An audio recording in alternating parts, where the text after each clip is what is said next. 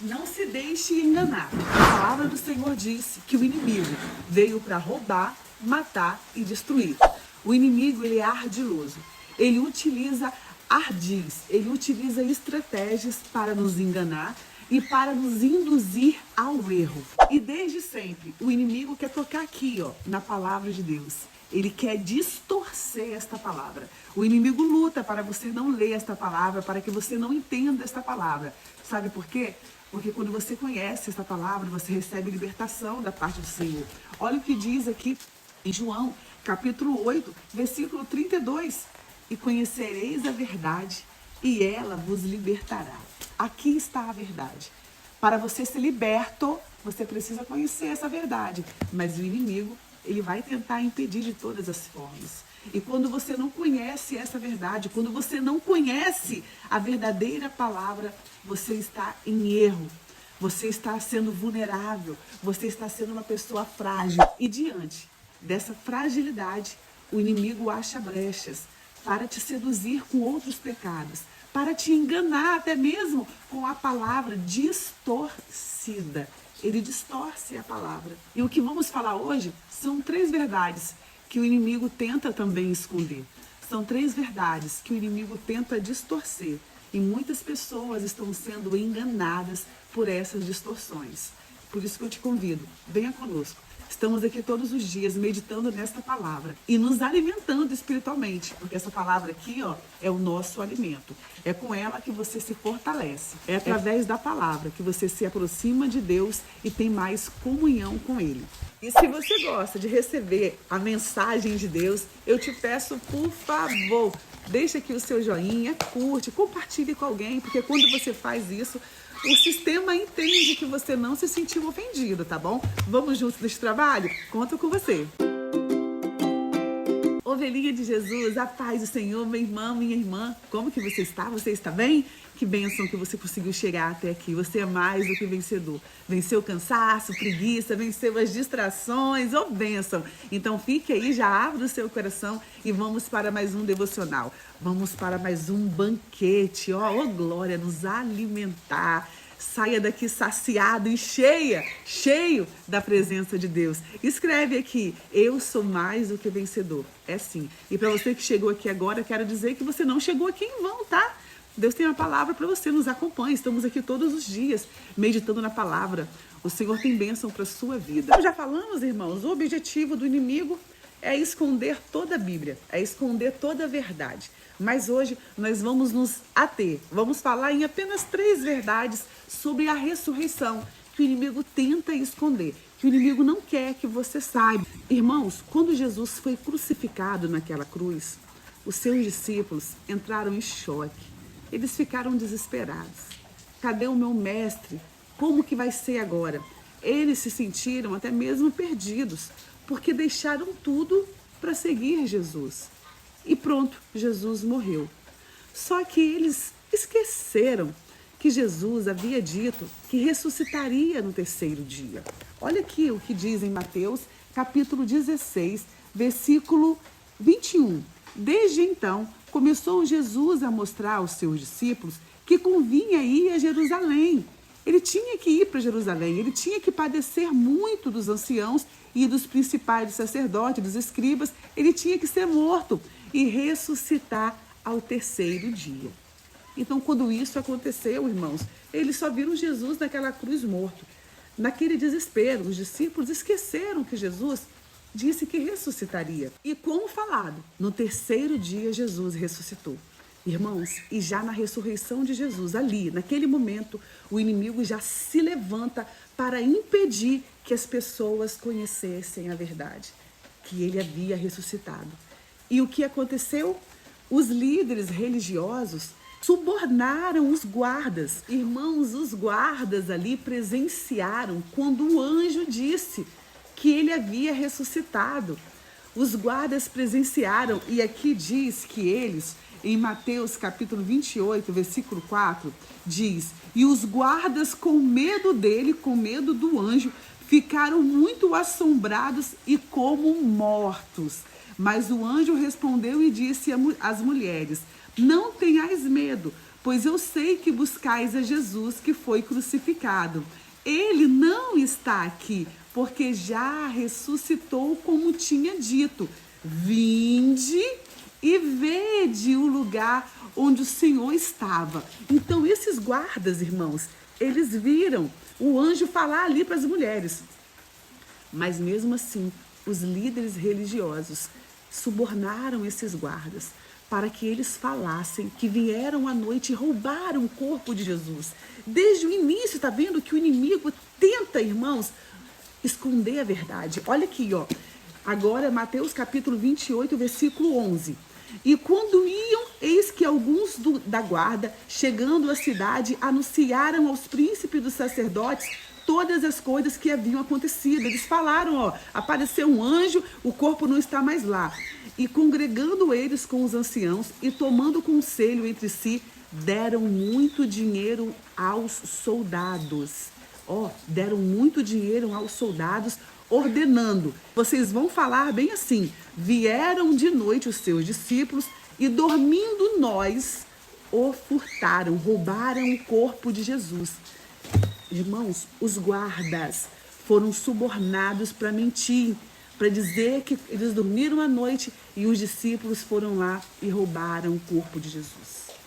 Olha como que o inimigo sempre lutou, irmãos. Não é de hoje que ele luta para esconder essa verdade, que Jesus vive, que ele está vivo e que ele vive entre nós. Mas se o corpo foi roubado, como que Jesus, depois da sua ressurreição, apareceu para várias pessoas por diversas vezes?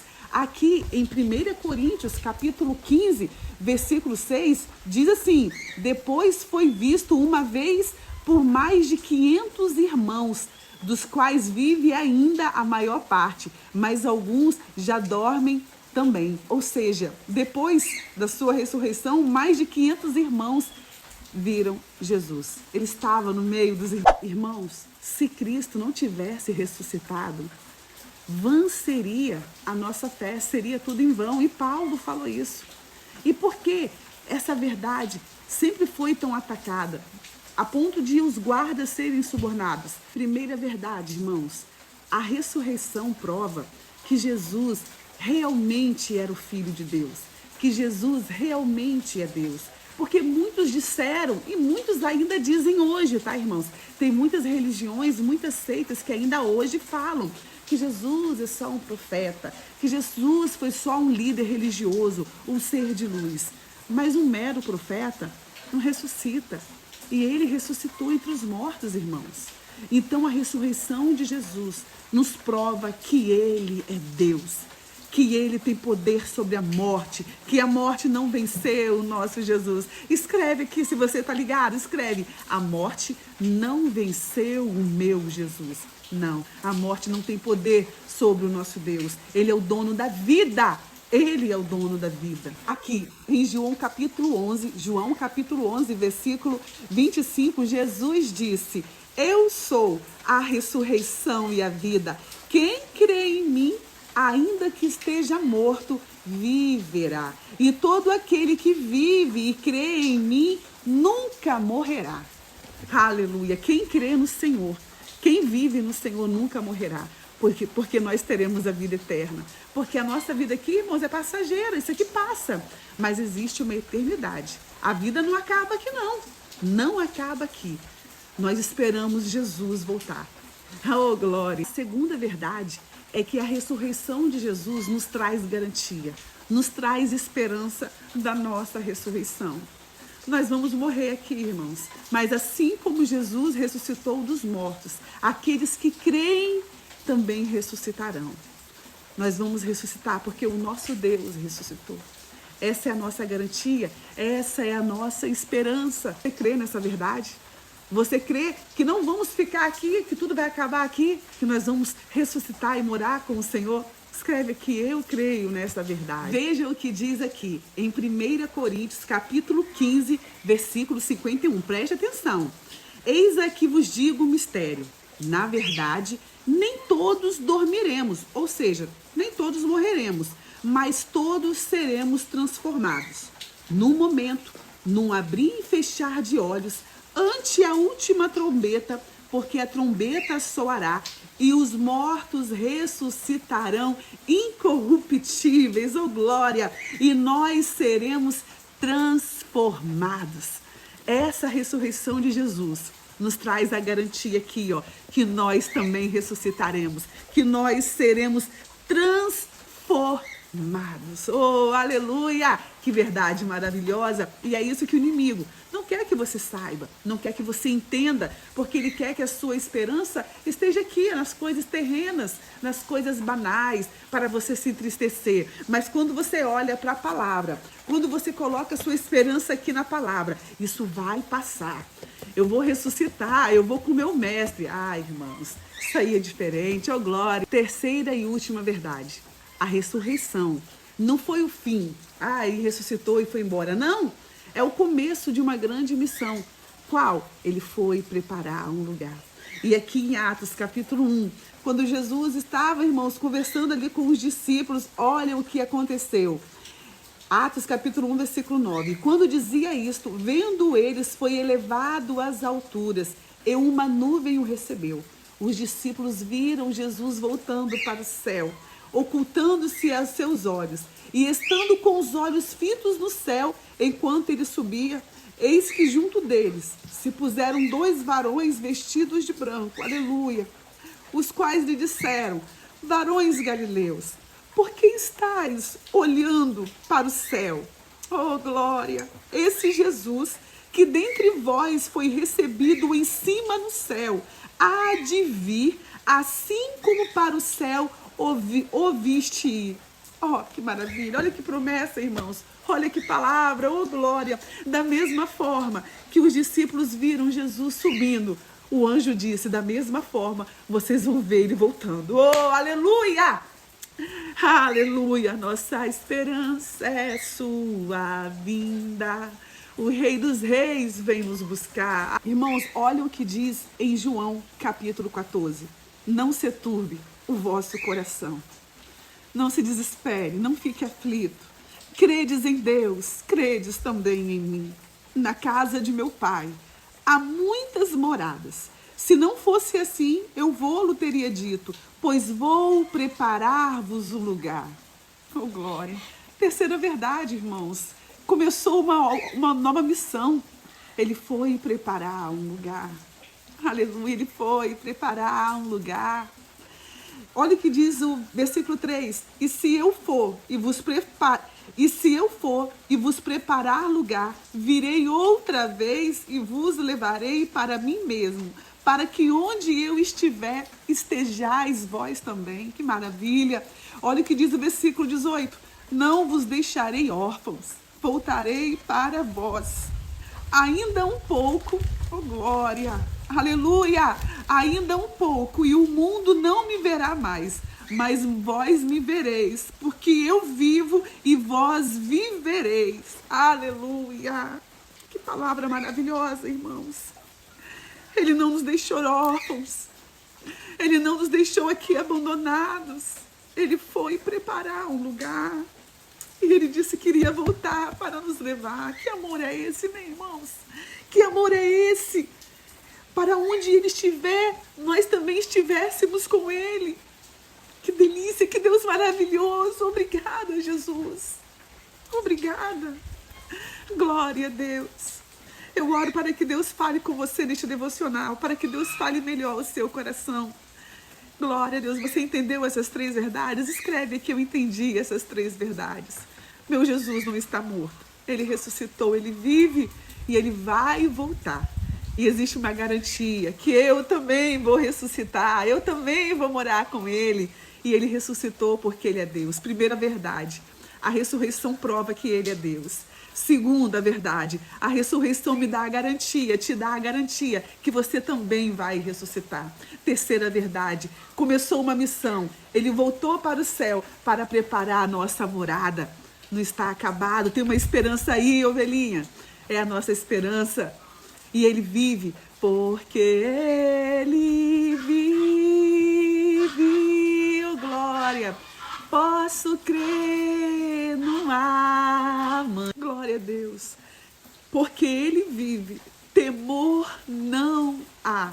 Temor não há, não tenha medo. Ele vive. Aleluia.